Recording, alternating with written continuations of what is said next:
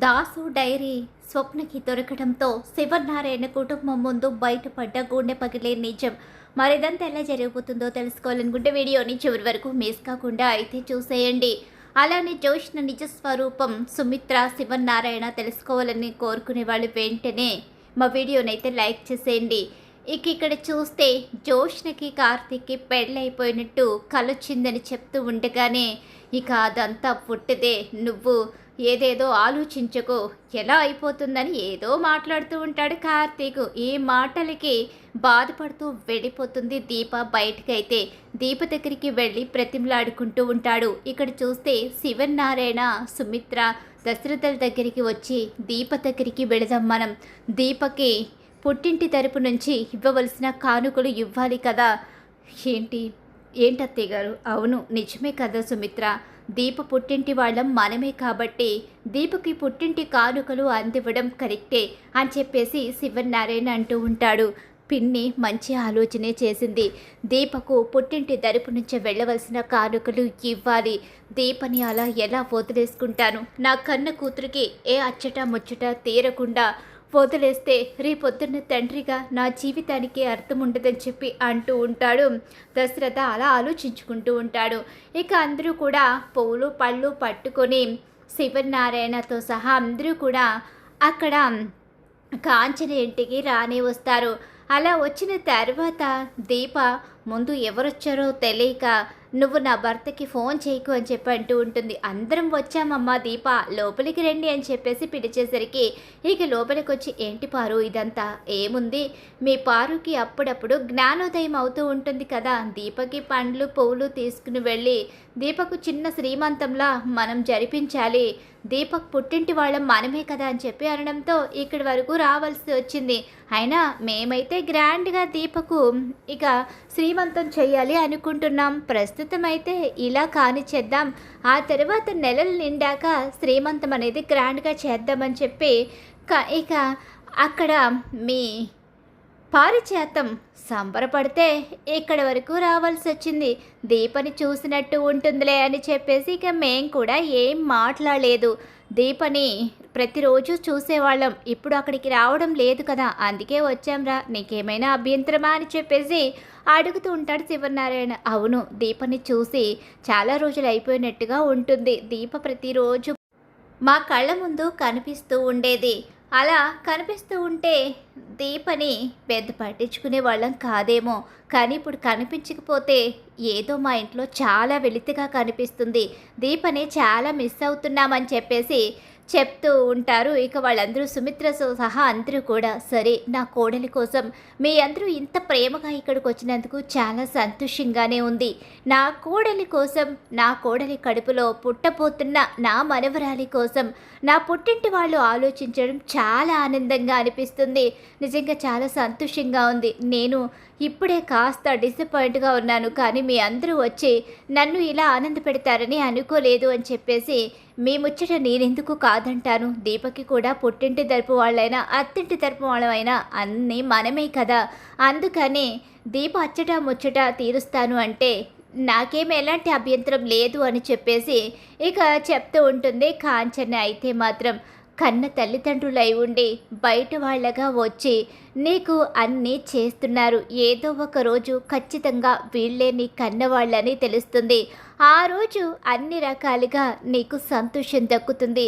ఈలోగా జోష్నలో మార్పు కూడా వస్తే బాగుంటుంది అని చెప్పేసి కార్తీక్ ఆలోచించుకుంటూ ఉంటాడు. ఏంటి బావా ఆలోచిస్తున్నావు? ఏం మాట్లాడవేంటి? మాట్లాడడానికి ఏముంది మరుదల, నీకింత సంతోషంగా వాళ్ళు అన్నీ జరిపిస్తాము అంటే నేనెందుకు కాదంటాను? పైగా వాళ్ళు ఏమైనా బయట వాళ్ళ, నీకు అమ్మా నాన్న, నాకు మేనత్త మేనమామ, అత్త మామలు కూడా, కాబట్టి ఇక అందులో అభ్యంతరం చెప్పడానికి ఏముంది? చూస్తున్నారా జోష్నని ఒక్కసారి అలా చూడు బావా, జోష్న పైకి నవ్వుతున్నట్టే కనిపిస్తుంది. ఇదంతా కూడా పారిజాతం గారు చేశారని జోష్న ఏం మాట్లాడలేక కక్కలేక మింగలేక అలా చూస్తూనే ఉండిపోయింది. అందుకే కదా నేను రాత్ర పారుని అంతగా రెచ్చగొట్టాను. జోష్న నోరు మోయించాలన్నా, జోష్న ఆట కట్టించాలన్నా అది కేవలం పారు వల్ల మాత్రమే అవుతుంది. పారుయే జోష్నని ఇలా తయారు చేసింది కాబట్టి పారుయే జోష్నని మార్చగలదు కూడా అని చెప్పేసి ఇక అంటూ ఉంటాడు. అలా ఇక వాళ్ళు అందరూ కూడా పువ్వులు పళ్ళు అన్నీ కూడా సరదాగా దీపని కూర్చోబెట్టి సారీ కింద దీపకు అవన్నీ పెడుతూ ఉంటే దీప తన తల్లిదండ్రులను చూసుకుని ఎమోషనల్ అవుతూ ఉంటుంది. దీప, ఏంటమ్మా ఇది, నువ్వు కడుపుతో ఉన్నావు, ఈ సమయంలో ఇలా కన్నీళ్లు పెట్టుకోవడం కరెక్ట్ కాదు, నీ కన్నవాళ్ళు లేకపోవచ్చు, మేము నీ కన్నవాళ్ళ లాంటి వాళ్ళమే కదా అని చెప్పి సుమిత్ర చెప్తూ ఉంటుంది.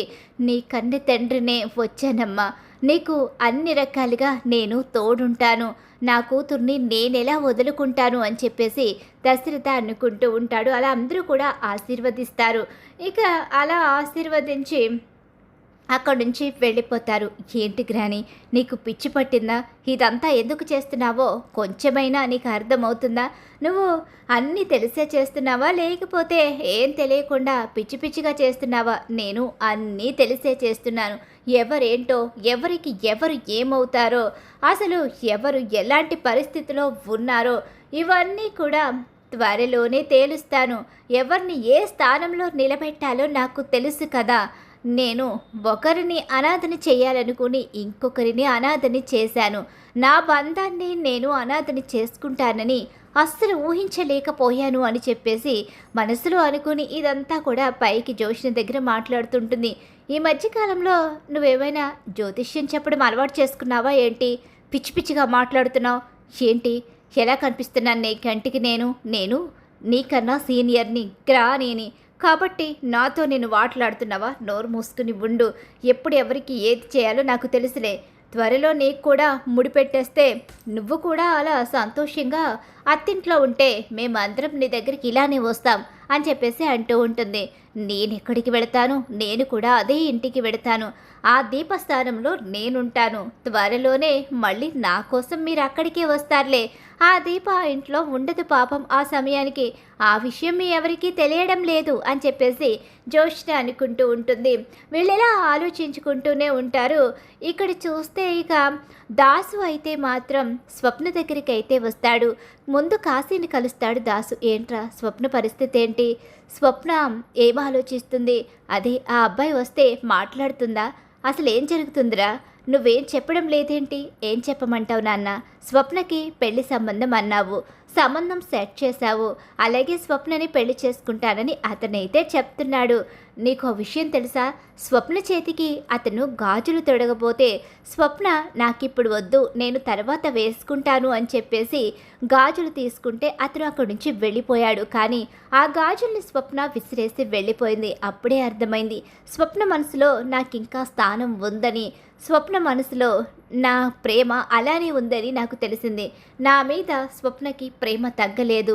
కాబట్టి ఖచ్చితంగా ఇక స్వప్న నన్ను ప్రేమిస్తుంది, నన్ను తప్పకుండా భర్తలా అంగీకరిస్తుంది. ఆ సంతోషం చాలు నాకు. తప్పకుండా ఆ రోజు వస్తుందనే ఆశపడుతున్నాను. సరేరా, నిజంగానే ఆ రోజు రావాలనే కదా మేమందరం కూడా ఇన్ని ప్రయత్నాలు చేస్తున్నాం. ఖచ్చితంగా వస్తుంది. స్వప్న నువ్వు మళ్ళీ కలిసి సంతోషంగా ఉండే రోజు వస్తుంది.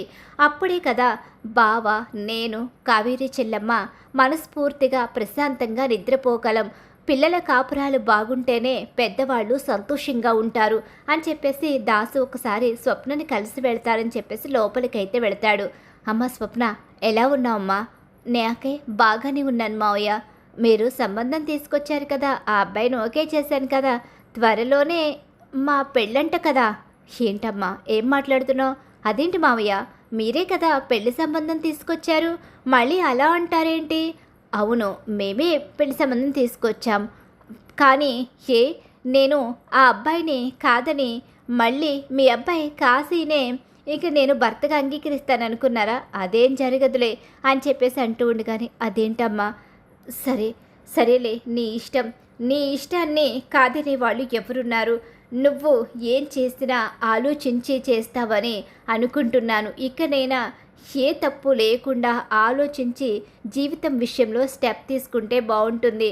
ఎలాంటి బాధ, అలాగే ఇక ఎవరికి ఎలాంటి ఇబ్బంది కలగకుండా ఒక మంచి స్టెప్ తీసుకుంటావని, అందరూ సంతోషంగా ఉండేలా చేస్తావని ఆశపడుతున్నాను అని చెప్పేసి ఇక దాసు అయితే చెప్తూ ఉంటాడు. ఈలోగా కావేరి టీ తీసుకొచ్చి ఇస్తుంది. ఆ టీ తాగిన దాస్ అయితే అమ్మ ఇక నేను వెళ్తాను అని చెప్పి అంటూ ఉండగానే ఇక కావేరి వంటగదిలోకి వెళ్ళిపోతుంది. దాస్ అయితే వెళుతూ ఉంటాడు. దాసులా వెళుతూ ఉన్న సమయంలోనే అనుకోకుండా దాసు దగ్గర ఉన్న భుజానికి తగిలించుకున్న ఆ సంచిలోంచి డైరీ కింద పడిపోతుంది. డైరీ కింద పడిపోయిన విషయాన్ని దాసు గమనించడు. ఇక అలా గమనించకుండా దాసు ముందుకు అడుగులు వేసుకుంటూ వెళ్ళిపోతాడు. ఈలోగా డైరీ అయితే స్వప్నకి దొరుకుతుంది. స్వప్న ఆ డైరీని తీసి మావయ్య అని పిలవబోతూ ఉండగానే దాసు అక్కడి నుంచి వెళ్ళిపోయేసరికి ఈలోగా ఇక స్వప్న అయితే ఆ డైరీని తన దగ్గర పెట్టుకుని ఈలోగా కాసి నాన్నని పిలవాలా, ఏమైంది, ఎందుకు వెనకాలే వచ్చావేంటి అని చెప్పి అంటూ ఉండగానే అదేమీ లేదు అని చెప్పేసి లోపలికి వెళ్ళిపోతుంది స్వప్న. అసలు మావయ్య డైరీలో ఏముంది, మావయ్య మనసులో మాట ఎప్పుడూ కూడా చెప్పలేదు. మావయ్య మనసులో ఏముంటుందో ఎప్పుడూ ఎవ్వరం గెస్ చేయలేకపోయాం. ఆయన మౌనంగా ఉంటారు, ఎప్పుడూ పెద్దగా మాట్లాడరు. అలాంటి ఆయన డైరీ రాస్తున్నారంటే ఆయన మనసులో తప్పకుండా ఏదో పెద్ద సందిగ్ధమే ఉండి ఉంటుంది. ఆయన మనసు ఏంటో ఈ డైరీలో ఖచ్చితంగా తెలుసుకోవచ్చు అని చెప్పేసి ఆ డైరీ అయితే ఓపెన్ చేసి ఆ డైరీ చదువుతూ ఉంటుంది. అలా చదివిన స్వప్నకి గుండెలు పగిలే నిజాలు అందులో కనిపిస్తాయి.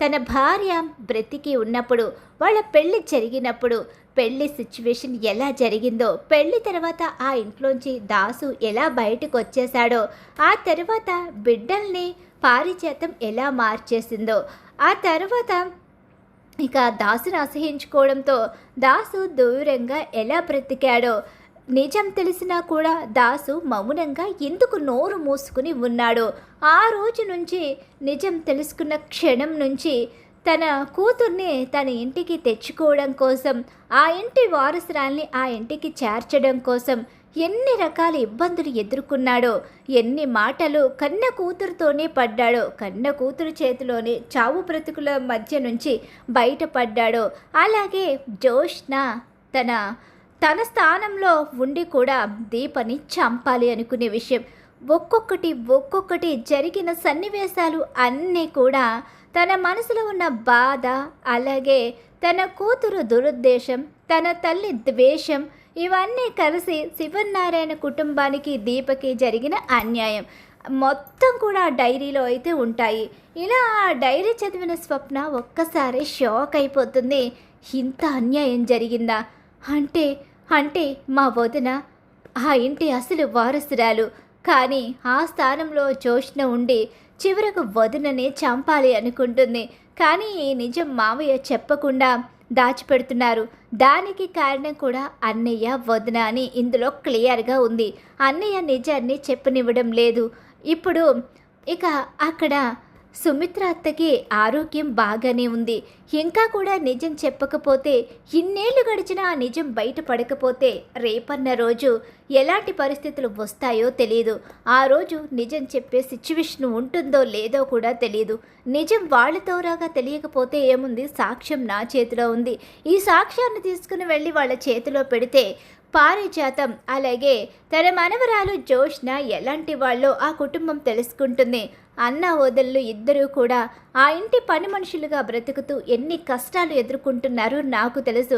కడుపుతో ఉండి కూడా వదిన ఆ ఇంటి పని మనిషిగా చేసింది. ఆ ఇంటి వారసురాలై ఉండి ఆ ఇంటి పని మనిషిగా చేయవలసిన కర్మ రావడానికి కారణం పారిజాతం, అటు జోష్న. కాబట్టి ఇక స్వప్నకి చాలా ఆవేశం. ఇన్ని నిజాలు తెలిసిన తర్వాత స్వప్న ఎలా ఊరుకుంటుంది? ఊరుకోదు. బయలుదేరుతుంది స్వప్న. ఇక అలా బయలుదేరి శివనారాయణ ఇంటికి అయితే వెళుతుంది. సుమిత్రత్త ఏంటమ్మా, ఏమైంది, ఏంటి ఇలా వచ్చావు అని చెప్పేసి అడుగుతూ ఉండగానే, నేను ఎందుకు వచ్చానో మాటల్లో చెప్పే కన్నా నువ్వు ఇది చూస్తే నీకే తెలుస్తుంది. ఏంటిది స్వప్న అని చెప్పేసి ఇక తన తాతయ్య శివనారాయణ కూడా అంటూ ఉంటాడు. ఈలోగానే అది ఓపెన్ చేస్తారు. ఇది దాసు డైరీలా ఉందే, దాసు డైరీ ఎందుకు తీసుకొచ్చావు? చదవండి, మీరు చదివితే నేనెందుకు ఇక్కడికి ఈ డైరీ తీసుకొచ్చానో, ఎందుకు ఇలా ఉన్నానో మీకే తెలుస్తుంది అని చెప్పేసి ఆ డైరీని సుమిత్ర చేతిలో పెడుతుంది. సుమిత్ర డైరీని తీసి చదువుతూ ఉంటే అందులో ఉన్న ఒక్కొక్కటి చదువుతున్న సుమిత్రకి పెద్ద షాక్ ఎదురైపోతుంది. పక్కనే ఉన్న శివనారాయణ కూడా నిర్ఘాంతుడైపోయి నిలబడిపోతాడు. జోష్న తన మనవరాలు కాదు అని, ఆ ఇంటి పని మనిషి కూతురు అని, ఆ ఇంటి పని మనిషి కూతురుగా పెరగవలసిన జోష్నేమో ఆ ఇంటి వారసురాలుగా, అలాగే వారసురాలుగా కోట్ల ఆస్తి అనుభవించవలసిన తాన ఇంటి మనవరాలు ఒక లేనింటి బిడ్డగా చివరకు ఆ ఇంటి పని మనిషిగా చేరింది అన్న విషయం, దీపని జోష్న చంపాలి అనుకుంటుందన్న విషయం దగ్గర నుంచి మొత్తం అన్నీ తెలిసిపోవడంతో ఒక్కసారే షాక్ అయిపోయి ఉండిపోతారు శివనారాయణ, సుమిత్ర ఇద్దరు కూడా. ఏమైంది? ఏవడి గారు ఎందుకు వచ్చింది? అసలు ఏం జరిగిందేంటి? అదేంటది? అది చూసి ఎందుకలా మీరు ఉండిపోయారు అని చెప్పి అంటూ ఉండగానే వాళ్ళ ముందే జోష్న చంప స్వప్న పగలగొడుతుంది. ఏంటి నన్నే కొడతావా? ఏంటి మమ్మీ, ఏంటి తాత ఇదంతా? తను కొడుతూ ఉంటే మీరు అలా చూస్తూ ఊరుకున్నారేంటి? తనకి కొట్టే హక్కు ఉంది కాబట్టి కొట్టింది. తన అన్న వదలని జీవితంతో ఈ కుటుంబంతో మీరు ఎలా ఆడుకున్నారో తెలిసింది కాబట్టే తను కొట్టింది అని చెప్పేసి తనకెందుకు కొట్టే హక్కు ఉంటుంది? అసలు ఏం మాట్లాడుతున్నారు? అసలు నాకేం అర్థం కావడం లేదు. చిచి, ఇంకా కూడా నీకెలా నటించాలి అనిపిస్తుంది. అసలు నీలాంటి ఆడదాన్న నేను నేను నా కూతురుగా పెంచింది నేను నా కన్న పేగుని గుర్తించలేక నా కన్న కూతురు ఎవరో తెలుసుకోలేకపోయాను. 9 నెలలు కడుపులో మోసి కన్న నా బిడ్డని నేను గుర్తించలేక పరాయి బిడ్డని నా కన్న బిడ్డ అనుకుని నా కన్న బిడ్డని ద్వేషించి తనపై నేను ఎంతో కోపాన్ని చూపించి తప్పు ఒకరు చేస్తే నింద ఇంకొకరి మీద వేసి ఎంతో పెద్ద తప్పు చేశాను. నా కన్న బిడ్డకి నా చేతులతో నేనే అన్యాయం చేశాను. మీ కారణంగా నా బిడ్డ నాకు దూరమై నా ఇంటి పని మనిషిగా బ్రతికింది. ఏంటి మీరు మాట్లాడేది? నిజం, నీకు తెలిసిన నిజం, మా ఇంటి మా బిడ్డ గురించి మేము మాట్లాడుతున్న నిజం, నువ్వు మీ గ్రాని కలిసి మా ఇంటికి చేసిన అన్యాయం గురించి మాట్లాడుతున్న నిజం. ఇలాంటి వాళ్ళక ఇంతకాలం ఈ ఇంట్లో గొప్ప స్థానాన్ని ఇచ్చి నీలాంటి దాన్ని ఈ ఇంటి మహారాణిగా చూసి ఎంత పెద్ద తప్పు చేశాను. నీ మీద అమితమైన ప్రేమను పెంచుకుని నా కన్న కూతురు ముందే నిన్ను నేను వదులుకోలేను అంటూ, నీ ప్రేమని చంపుకోలేను అంటూ, నీ మీద ఉన్న ప్రేమని ఎప్పటికీ కూడా నేను అసలు వదలను. నువ్వు తప్పు చేసినా ఒప్పు చేసినా నువ్వే నా కన్న కూతురువని నా కన్న కూతురు ముందే నేను చెప్పడంతో నన్ను కాపాడి కూడా తను ఏమీ తెలియని దానిలా ఉండిపోయింది. మూడో మనిషిలా మాకు దూరంగా బ్రతుకుతుంది అని చెప్పి ఇప్పుడు చెప్తున్నాను విను. ఆ ఆస్తి కోసం నువ్వు నీ గ్రాని ఎన్ని కుట్రలైతే చేశారో అదే ఆస్తిని ఈరోజు నా కూతురు పేరు మీదకి మార్చేపోతున్నాం. అయినా ఆల్రెడీ మీ నాన్న, అదే నా భర్త దశరథ మార్చేశారు. ఇక నా కూతురికి పుట్టబోయే బిడ్డకి ఆల్రెడీ ఆస్తి చెందుతుందని చెప్పి ఆయన ఇక అక్కడ డాక్యుమెంట్స్ మార్చి రాయడం కూడా ఆయనకి నిజం తెలుసని అర్థమవుతుంది. కాబట్టి ఇక ఎలాంటి నష్టం లేదు నా కూతురికి. ఒక్క క్షణం నువ్వు నా కళ్ళ ముందు కనిపిస్తే నేనేం చేస్తాను నాకు తెలీదు. జీవితంలో ఎప్పటికీ కూడా నువ్వు నా కంటికి కనిపించకూడదు మామయ్య. చిచి, దాంతో మాట్లాడాలంటే అసహ్యం కలుగుతుందమ్మా. ఇలాంటి దాన్ని ఇంతకాలం మనవరాలిగా ప్రాణంగా చూసుకున్నాను. తన కోసం ఇన్ని ఆస్తులు కూడబెట్టి తనని ఇంటి మహారాణి అనుకున్నాను. కానీ నన్ను నమ్మించి గొంతు కోస్తారని ఈ మనవరాలు గ్రాని ఇద్దరు ఏకమయ్యి మన కుటుంబంతో ఆడుకుంటారని తెలుసుకోలేకపోయాను. ఇద్దరిని వదిలేయకూడదు. వీళ్ళిద్దరికీ జైలు శిక్ష వేయించాలి. ఏం చేస్తాం మావయ్య, ఇంతకాలం పెంచాం కదా, మన ఇంటి పరువు మనమే తీసుకోలేం. అందుకనే వీళ్ళను బయటకు గెంటేద్దాం.